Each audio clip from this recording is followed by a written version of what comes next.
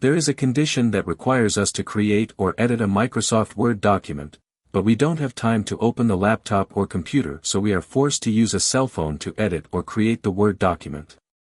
One of the editing or creating and opening applications for Microsoft Word documents that we can use is the WPS Office application. This time I will insert an image into a Microsoft Word document using WPS Office application. The method is very easy. Watch this tutorial to the end to find out how. First, open the Microsoft Word document file using the WPS Office application, then friends enter edit mode so we can edit the Microsoft Word document in WPS Office application. Then, friends, place the cursor on the part where the image will be inserted.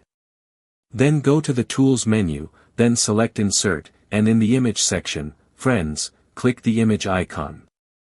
Select the image you want to insert, then click OK to insert the image into the Microsoft Word document.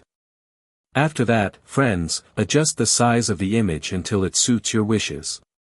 Friends, you can edit the image by reopening the Tools menu in the lower left corner, then selecting Image. So how about it, friends? It's easy, right? That's how to insert images into MS Word Mobile using the WPS Office application.